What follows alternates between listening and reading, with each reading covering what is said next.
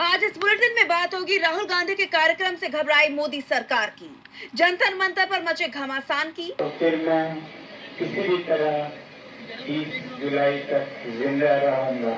देखेंगे एसआईआर पर supreme court ने दिया क्या फैसला, पंजाब में एसआईआर प्रक्रिया पर क्यों मचा बवाल। एसआईआर कराइए, 20-25 वोटा कटाइए, अपने एमएलए बनाइए। जानेंगे राम मंदिर चढ़ावा चोरी मामले में क्या है अपडेट, और बुलेटिन के आखिर में देखेंगे जाने माने कार्टूनिस्ट इरफान की किस खबर पर पड़ी तिरछी नजर। लेकिन दिन भर की तमाम बड़ी खबरों से पहले एक नजर आज की सुर्खियों पर। दिल्ली हिंसा मामले में आरोपी शर्जिल इमाम ने की जमानत की अपील, कहा 200 दिनों से ज्यादा वक्त से चल रही बहस, अब तक आरोप तय नहीं हुए। दिल्ली हाईकोर्ट ने पुलिस से 2 हफ्तों में मांगा जवाब। बद्रीनाथ मंदिर चढ़ावा घोटाला मामला, बीकेटीसी के पूर्व टेम्पल अधिकारी राजेंद्र सिंह चौहान को एसआईटी ने किया गिरफ्तार। 30 जून को ही अपने पद से रिटायर हुए थे चौहान। आरबीआई के टेंडर पर सपा प्रमुख अखिलेश यादव ने उठाए सवाल, पूछा क्या नोटों का भी हो जाएगा प्राइवेटाइजेशन। बीजेपी सरकार में कमीशन खोरी का लगाया आरोप। मध्य प्रदेश के धार भोजशाला मामले में आया नया मोड़, प्रशासन ने मुस्लिम पक्ष को भोजशाला से 2 किलोमीटर दूर चालीसा पीर परिसर में नमाज की दी इजाजत, मुस्लिम पक्ष ने जताया विरोध। और शेयर बाजार में तेजी, 964 अंकों की बढ़त के साथ 78,151 पर बंद हुआ सेंसेक्स, वहीं 261 अंकों की बढ़त के साथ 24,334 पर बंद हुआ निफ्टी। ये तो थी सुर्खियां, अब बात आज की सबसे बड़ी खबर की। देहरादून में राहुल गांधी के छात्रों के साथ कार्यक्रम के लिए जबरदस्त तैयारियां की गई, और जिस तरह से छात्रों और युवाओं में राहुल गांधी के लिए उत्साह दिखाई दिया, उससे बीजेपी खेमे में खलबली मच गई है। बीजेपी नेताओं के बयान बता रही हैं कि वो कांग्रेस के अभियान से डरे हुए हैं। तो क्या है उत्तराखंड के देहरादून का माहौल, देखिए इस रिपोर्ट में। 17 जुलाई पर सभी की निगाहें टिकी हुई थी और अब वो घड़ी आ चुकी है जिसका इंतजार छात्र कर रहे थे। थोड़ी ही देर में राहुल गांधी छात्रों से संवाद करेंगे। राहुल गांधी छात्रों से सीधा संवाद करने के लिए देहरादून में हैं। यहां पहुंचकर उन्होंने सबसे पहले कांग्रेस नेताओं से मुलाकात की और आगामी चुनावों को लेकर चर्चा की। वहीं बात करें इस कार्यक्रम की तो भारी संख्या में छात्र और युवा देहरादून के बन्नू स्कूल ग्राउंड के पास इकट्ठा हो गए। जिस बात का अंदेशा कांग्रेस को पहले ही था, इसलिए ग्राउंड के बाहर बड़ी बड़ी स्क्रीन भी लगाई गई थी। बीजेपी सरकार को भी इस बात का अंदाजा था कि छात्रों की गूंज नाम से किया जा रहा ये कार्यक्रम बहुत जबरदस्त होने वाला है, क्योंकि पेपर लीक मामले से छात्र त्रस्त हैं और सरकार की लापरवाही से नाराज युवा इस कार्यक्रम में शामिल होंगे। यही वजह थी कि बीजेपी सरकार की तरफ से इस कार्यक्रम को फेल करने की कोशिशें की गई। पहले परेड ग्राउंड पर राहुल गांधी की रैली रखी गई थी और अचानक उसे रद्द कर दिया गया। कहा गया कि सरकार का एक कार्यक्रम है, जिसके बाद कांग्रेस को दूसरा ग्राउंड दिया गया जहां कांग्रेस ने जबरदस्त तैयारी की है। मौसम विभाग ने पहले ही बारिश की चेतावनी दी थी, इसीलिए वाटर प्रूफ टेंट लगाया गया है, जिससे किसी भी वजह से छात्रों और राहुल गांधी के बीच के संवाद में कोई रुकावट ना आए। इस बीच कांग्रेस नेताओं की तरफ से कहा गया कि देहरादून की रैली में शामिल होने के लिए 3 लाख से ज्यादा युवाओं ने रजिस्ट्रेशन कराया है। इतनी बड़ी संख्या सुनकर बीजेपी ही नहीं बल्कि प्रशासन के भी होश उड़े हुए हैं, क्योंकि छात्रों का गुस्सा किसी से नहीं छुपा और इसी डर से राहुल गांधी की रैली में रुकावट डालने की कोशिशें आखिरी वक्त तक की गई। दावा किया जा रहा है कि छात्रों का ध्यान भटकाने के लिए आखिरी वक्त में परेड ग्राउंड में पंजाबी गायिका जैस्मिन सैंडलस का कार्यक्रम आयोजित किया गया। बड़ी बात तो यह है कि इसके लिए कोई एंट्री फीस भी नहीं रखी गई। अब इस पर सवाल इसलिए उठ रहे हैं क्योंकि जैस्मिन सैंडलस ने पहले अपने सोशल मीडिया पर 18 जुलाई को मुंबई में प्रस्तुति देने की जानकारी शेयर की थी। बाद में उन्होंने अपनी इंस्टाग्राम स्टोरी में बताया कि उनकी योजना मुंबई में रहने की थी, लेकिन अब वो देहरादून में है। वहीं दूसरी तरफ सीएम पुष्कर सिंह धामी ने कहा कि राहुल छात्रों के लिए नहीं, चुनावों के लिए आ रहे हैं। इसके साथ ही राहुल के कार्यक्रम को फीका करने के लिए उन्होंने आज ही छात्रों से संवाद भी किया, लेकिन छात्रों की भीड़ बता रही है कि बीजेपी की सारी कोशिशें काम हो गई है। राहुल गांधी के कार्यक्रम ने बीजेपी की परेशानी बढ़ा दी है, तो युवा भी मोदी सरकार के खिलाफ मोर्चा खोले हुए हैं। दिल्ली के जंतर मंतर पर युवाओं का आंदोलन लगातार जारी है, लेकिन सरकार की तरफ से अब तक बातचीत के लिए कोई कदम नहीं उठाया गया और अब इस आंदोलन को विपक्षी दलों का भी साथ मिल रहा है। कांग्रेस के कई नेताओं ने जंतर मंतर पर पहुंचकर अपना समर्थन जताया है। तो क्या है युवाओं के प्रदर्शन को लेकर ताजा अपडेट, जानने के लिए देखिए रिपोर्ट। 28 दिनों से दिल्ली के जंतर मंतर पर सैकड़ों युवा डटे हुए हैं। शिक्षा मंत्री धर्मेंद्र प्रधान की इस्तीफे की मांग कर रहे हैं। परीक्षाओं में धांधली पर सरकार से जवाबदेही तय करने की मांग कर रहे हैं। युवाओं के समर्थन में सोशल एक्टिविस्ट सोनम वांगचुक 20 दिन से आमरण अनशन पर बैठे हैं। उनकी सेहत लगातार बिगड़ती जा रही है। उनका 9 किलो से ज्यादा वजन कम हो गया है। उनकी हड्डियां साफ दिखाई देने लगी हैं। डॉक्टर्स ने तो ये तक कह दिया है कि अगर जल्द ही अनशन नहीं टूटा तो वांगचुक के कई ऑर्गन फेल हो सकते हैं। हालांकि वांगचुक ने साफ कर दिया है कि जब तक सरकार की तरफ से कोई ठोस जवाब नहीं मिलता तब तक वो अपना अनशन खत्म नहीं करेंगे। उन्होंने लोगों से 20 जुलाई को प्रस्तावित कॉकरोच जनता पार्टी के संसद मार्च को सफल बनाने की भी अपील की है। उन्होंने तंज कसते हुए ये भी कहा कि वो मरने के बाद भूत बन के सबको डराएंगे। 30 जुलाई तक जिंदा रहूंगा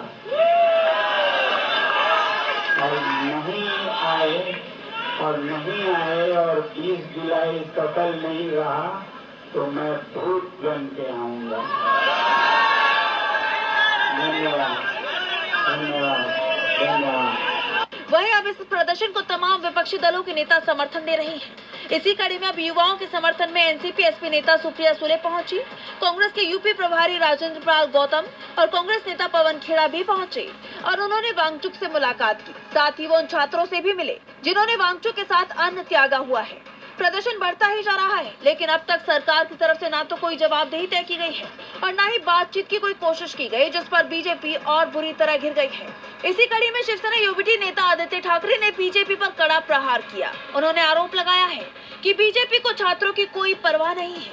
आदित्य ठाकरे ने एक्स पर पोस्ट किया, लगभग हर राजनीतिक दल ने अब सोनम वांगचुक और अभिजीत तिप्के के नीट पेपर लीक के विरोध और अक्षम मंत्री धर्मेंद्र प्रधान के इस्तीफे की मांग का समर्थन किया है, सिवाय भाजपा के। क्यों? जबकि शायद भाजपा को भारत भर के लाखों छात्रों की परवाह ही नहीं है जो जवाबदेही और एक सक्षम मंत्री की मांग कर रही है।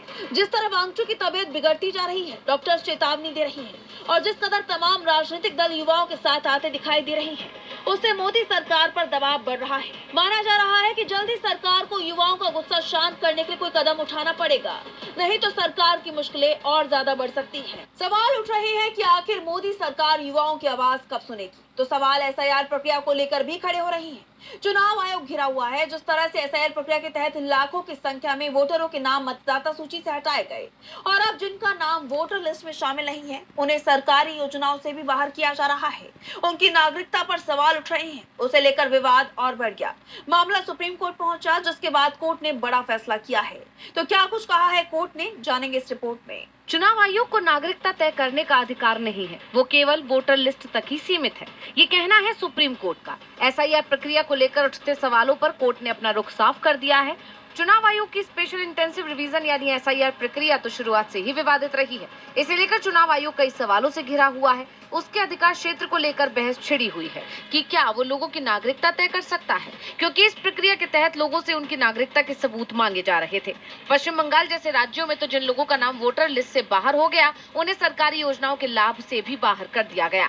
राज्य की बीजेपी सरकार ने साफ कह दिया कि वे सरकारी मदद के पात्र नहीं है और अब इसे लेकर सुप्रीम कोर्ट की अहम टिप्पणी आई है। सुप्रीम कोर्ट ने साफ तौर पर कहा है चुनाव आयोग का अधिकार केवल मतदाता सूची तक सीमित है। नागरिकता तय करना चुनाव आयोग के अधिकार क्षेत्र में नहीं आता है। कोई ट्रिब्यूनल किसी व्यक्ति का नाम एसआईआर सूची में शामिल न करने का फैसला देता है तो चुनाव आयोग को नागरिकता तय करने के लिए मामला संबंधित मंत्रालय को भेजना होगा। मतदाता सूची में नाम न होने से नागरिकता अपने आप खत्म नहीं होती, यानी चुनाव आयोग लोगों से उनकी नागरिकता का सबूत नहीं मांग सकता, वो इस पर फैसला नहीं कर सकता। आपको याद होगा बिहार में जब एसआईआर प्रक्रिया शुरू की गई थी तब से ही इसे लेकर विवाद देखा गया था। विपक्ष ने भी चुनाव आयोग पर मनमाने ढंग से इस प्रक्रिया को कराने के आरोप लगाए थे। सुप्रीम कोर्ट पश्चिम बंगाल एसआईआर से जुड़ी जानकारी मांगने वाली जनहित याचिका पर सुनवाई कर रहा था। इस दौरान CJI Suryakant, justice Joy Mallya Bagchi और जस्टिस बी मोहना की बेंच ने ये टिप्पणी की। साथ ही उन्होंने इस याचिका पर भी सुनवाई करने पर सहमति जताई है, जिसमें आरोप लगाया गया है कि मतदाता सूची से नाम हटाए गए लोगों को पीडीएस, अन्नपूर्णा योजना और अन्य सरकारी योजनाओं के लाभ से वंचित किया जा रहा है। यानी आने वाले वक्त में सुप्रीम कोर्ट में बीजेपी सरकार के इस फैसले पर भी बहस होगी। मामले की अगली सुनवाई 25 अगस्त को होगी। चुनाव आयोग की एसआईआर प्रक्रिया शुरू से ही विवादों के घेरे में है। विपक्ष का आरोप है कि एसआईआर के जरिए बीजेपी और चुनाव आयोग उन वोटर्स को वोटर लिस्ट से बाहर कर रही है जो बीजेपी के समर्थक नहीं है। और अब विपक्ष के आरोप सच साबित होते दिखाई दे रही हैं, क्योंकि बीजेपी नेता ही अब खुलकर इस बात को कबूल कर रही हैं तो क्या है ये पूरी खबर, जानेंगे इस रिपोर्ट में। एसआईआर को लेकर देश भर में बवाल मचा हुआ है। विपक्ष चुनाव आयोग और बीजेपी पर एसआईआर के जरिए चुनाव चोरी करने के आरोप लगा रहा है। विपक्ष कई बार इस प्रक्रिया के विरोध में भी आवाज उठा चुका है। सड़क से लेकर सुप्रीम कोर्ट तक एसआईआर का मुद्दा उठा है और अब विपक्ष के दावे सच होते हुए नजर आ रहे हैं। पंजाब में एसआईआर का काम चल रहा है और बीजेपी नेता वहां पर खुलकर एसआईआर के जरिए नाम कटवाने और जीत हासिल करने की बात कह रहे हैं। जैसा आप जानते हैं कि पंजाब में अगले साल विधानसभा चुनाव होने हैं। ऐसे में सभी राजनीतिक दलों ने अपनी तैयारियां शुरू कर दी है। इस बीच पंजाब बीजेपी की स्टेट सेक्रेटरी और दीनानगर विधानसभा प्रभारी रेणु कश्यप का एक वीडियो सामने आया, जिसमें वो कहती हुई नजर आ रही है कि एसआईआर करवा लो, 20 से 25 हजार वोट कटवा लो और अपना एमएलए बनवा लो। सबसे पहले आप उनका बयान सुनिए। Nivan, the #1 rated business. नहीं है कि एसआईआर कराइए, 20-25 वोटा कटाइए ते अपना एमएलए बनाइए। 2-3 महीने का फाउंडेशन लेके जरूर। ये वीडियो सामने आने के बाद बवाल मच गया। बीजेपी विपक्ष के निशाने पर आ गई। आरोप लग रहे हैं कि आपसे पंजाब छीनने के लिए बीजेपी एसआईआर का सहारा ले रही है और कार्यकर्ताओं को एसआईआर के जरिए लोगों का नाम कटवाने की सलाह दे रही है। इसी कड़ी में बीजेपी और चुनाव आयोग को घेरते हुए कांग्रेस ने एक्स पर पोस्ट किया कि एसआईआर कराइए और 20 से 25 हजार वोट डिलीट कराइए, अपना एमएलए चुनकर लाइए। ये बयान पंजाब बीजेपी की स्टेट सेक्रेटरी और दीनानगर विधानसभा प्रभारी रेणु कश्यप का है। रेणु कश्यप का यह बयान एक और सबूत है कि बीजेपी वोट चोरी कर सरकार बनाती है। साफ है, एसआईआर सत्ता हासिल करने का औजार बन चुका है, जिसे चुनाव आयोग की मिलीभगत से बीजेपी इस्तेमाल कर रही है। लेकिन वोट चोर याद रखें कि जनता सब देख रही है और वो हिसाब करके रहेगी। हालांकि बवाल बढ़ने के बाद रेणु कश्यप की सफाई आई है। उन्होंने दावा किया है कि उनकी बात को तोड़ मरोड़ कर पेश किया गया है, लेकिन अब उनके बयान पर जारी विवाद थमता नहीं दिख रहा, जिससे रेणु कश्यप समेत पूरी बीजेपी बुरी तरह से घिर गई है। एसआईआर पर मचा बवाल थमने का नाम नहीं ले रहा, तो राम मंदिर चढ़ावे को लेकर उठे सवाल लगातार गहराते जा रही हैं। रोजाना जांच में नए नए खुलासे हो रहे हैं और अब सबकी नजर एसआईटी की अंतिम रिपोर्ट पर है। 20 जुलाई को ये रिपोर्ट सुप्रीम कोर्ट को सौंपी जा सकती है। इस बीच स्वामी अविमुक्तेश्वरानंद ने सीएम योगी पर तीखे सवाल दागे हैं। तो क्या है ये पूरी खबर, जानने के लिए देखिए रिपोर्ट। राम मंदिर चढ़ावा चोरी मामले की जांच अब अपने अंतिम चरण में पहुंच चुकी है, जिसे लेकर सवालों का सिलसिला और गहराता जा रहा है। खबरें हैं कि इस मामले की जांच कर रही एसआईटी 20 जुलाई को अपनी अंतिम रिपोर्ट सुप्रीम कोर्ट को सौंप सकती है। इसी बीच कहा यह भी जा रहा है कि इससे पहले एसआईटी एक बार फिर अयोध्या का दौरा कर जांच के सभी पहलुओं की समीक्षा कर सकती है। इसे लेकर सियासी पारा हाई है और इसी बीच ज्योतिर्मठ के शंकराचार्य स्वामी अविमुक्तेश्वरानंद सरस्वती ने इस पूरे मामले को लेकर योगी सरकार पर गंभीर सवाल उठाए। उन्होंने सीएम योगी पर आरोप लगाते हुए कहा कि चोरी होने के बाद योगी आदित्यनाथ ने अयोध्या आकर कहा था कि एसआईटी बना दी है, दूध का दूध और पानी का पानी हो जाएगा। फिर वो दोबारा अयोध्या आए। उनके मन में ये डर हो गया कि दूध का दूध पानी का पानी सवाल कोई पूछ लेगा तो क्या जवाब दूंगा। इसलिए 27 साल पहले की घटना को दूसरा रूप देकर आपके सामने रख दिया ताकि लोग इसी में उलझ कर रह जाएं और दूध का दूध और पानी का पानी वाला सवाल कोई ना पूछे। ये उनकी ध्यान भटकाने की टेक्निक है। जैसा कि आप जानते हैं कि उत्तर प्रदेश सरकार ने 13 जून को 3 सदस्यीय एसआईटी का गठन किया था। टीम ने 15 जून से जांच शुरू की और 22 जून को प्रारंभिक रिपोर्ट सौंपी थी। उसी के आधार पर एफआईआर दर्ज हुई और कई आरोपियों के खिलाफ कार्रवाई भी की गई। अब सभी की निगाहें एसआईटी की अंतिम रिपोर्ट पर टिकी हैं, जिससे इस पूरे मामले की तस्वीर और ज्यादा साफ होने की उम्मीद है। फिलहाल एसआईटी की रिपोर्ट के आधार पर श्री राम जन्मभूमि तीर्थ क्षेत्र ट्रस्ट की व्यवस्थाओं में बड़े बदलाव किए जा सकते हैं। चढ़ावे की गिनती, सुरक्षा व्यवस्था और कैश मैनेजमेंट सिस्टम को और ज्यादा पारदर्शी और तकनीक आधारित बनाने की तैयारी की जा रही है। दान गिनने वाले कक्ष की सुरक्षा भी बढ़ा दी गई है। सीसीटीवी निगरानी मजबूत की गई है और चाबियों की सुरक्षा के लिए नए प्रोटोकॉल लागू किए गए हैं। शंकराचार्य ने सीएम योगी को चेतावनी दे दी है, जिससे उनकी मुश्किलें बढ़ती दिखाई दे रही हैं। तो कर्नाटक में बीजेपी को बड़ा झटका लगा है। सुप्रीम कोर्ट ने बीजेपी एमएलसी एमके प्रणेश के 2021 के चुनाव को रद्द कर दिया है, जिसके बाद इस सीट पर कांग्रेस उम्मीदवार एवी गायत्री शांतेगौड़ा की जीत हो गई है। तो क्यों बीजेपी एमएलसी की चुनावी जीत कोर्ट ने की रद्द, जानेंगे इस रिपोर्ट में। कर्नाटक में कांग्रेस को बड़ी जीत हासिल हुई है, जबकि बीजेपी को बड़ा झटका लगा है, क्योंकि सुप्रीम कोर्ट ने बीजेपी एमएलसी एमके प्रणेश को 2021 के चुनाव में मिली जीत को रद्द कर दिया है। यानी प्रणेश अब एमएलसी नहीं रहेंगे। दरअसल 2021 में हुए कर्नाटक विधान परिषद चुनाव में चिकमगलुरु में प्रणेश को 6 वोटों के अंतर से निर्वाचित घोषित किया गया था, लेकिन कांग्रेस उम्मीदवार गायत्री शांतिगौड़ा ने मतपत्रों की गलत तरीके से जांच, काउंटिंग में अनियमितताओं और चुनाव नियमों के उल्लंघन का आरोप लगाया।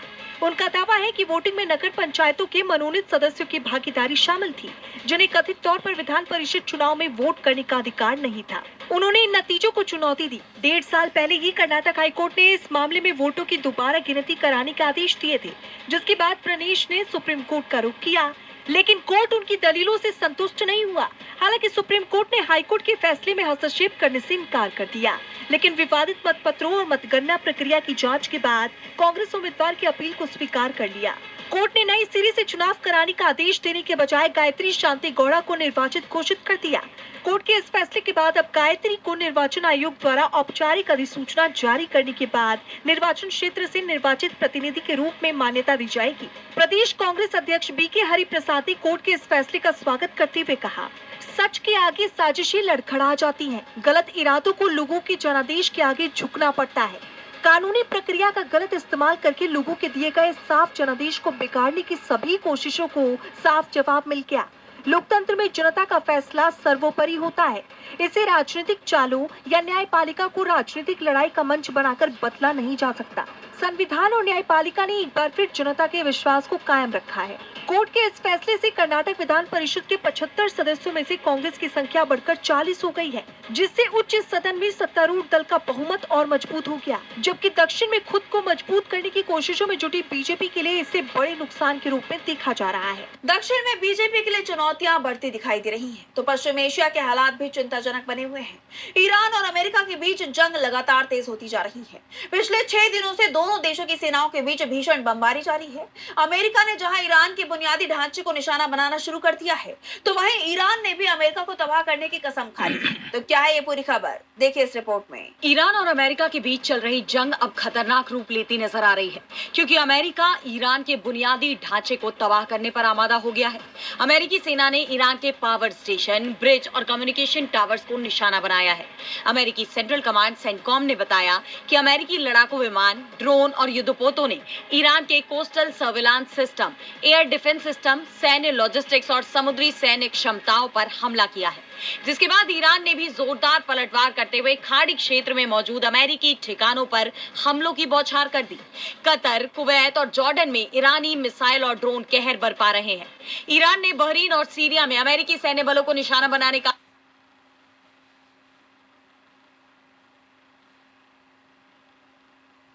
मिसाइल और ड्रोन कहर बरपा रहे हैं। ईरान ने बहरीन और सीरिया में अमेरिकी सैन्य बलों को निशाना बनाने का भी दावा किया।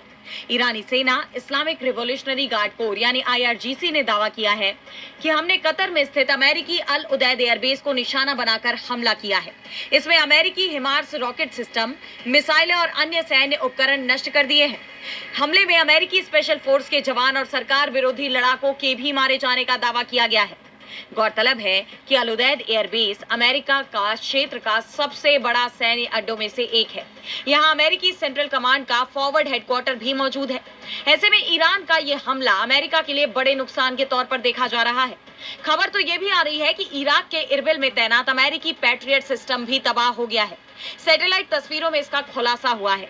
अर्ध सरकारी समाचार एजेंसी फार्स ने चेतावनी दी है कि ईरान खाड़ी देशों के बंदरगाहों को निशाना बना सकता है। 5 प्रमुख क्षेत्रीय बंदरगाह जवाबी कार्रवाई के सीमा में है, जिसमें सऊदी अरब की प्रमुख तेल सुविधा भी शामिल है। अमेरिका के साथ दोबारा जंग छिड़ने के बाद से ईरान के ये व्यापक हमले अब तक की सबसे बड़ी कार्रवाई मानी जा रही है। अगर ये जंग इसी तरह और भड़कती रही तो पश्चिम एशिया में भयंकर तबाही मच जाएगी। ऐसे में इस जंग को लेकर पूरी दुनिया की चिंता बढ़ती दिखाई दे रही है। और बुलेटिन के आखिर में देखेंगे जाने माने कार्टूनिस्ट इरफान की किस खबर पर पड़ी तिरछी नजर।